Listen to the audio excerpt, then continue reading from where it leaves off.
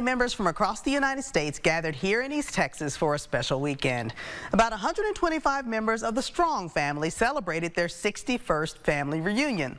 East Texas News Weekend's Andrew Culver has more on their legacy out of Kilgore.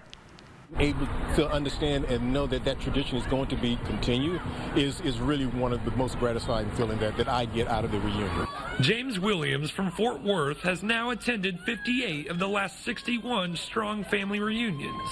As a chairman of his family's reunion committee, he says it's imperative to remember his family's name. Understanding your history, understanding your importance, understanding the generations before you, what it took to acquire the things that you're benefiting from right now. It's kind of like surprising in a way to see how many family members I do have. I can guarantee you I'm probably going to see like 5 new people I didn't know existed in my family.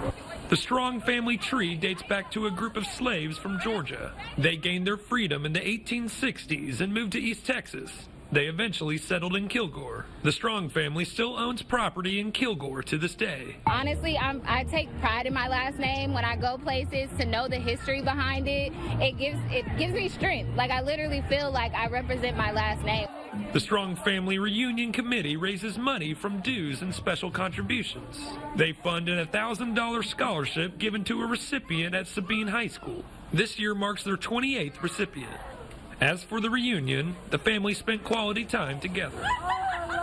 It's something to be proud of, to know that we have a family that can come back 61 years straight. A lot of families can't say that consecutively. I'm just proud. Hopefully it never dies. Encouraging the young people, hopefully they'll see the value in the family reunion, and that it'll continue for another 60 years. Andrew Culver, East Texas News Weekend. The Kilgore Mayor Pro Tem honored the Strong family with a proclamation last year in honor of their 60th family reunion. Congratulations.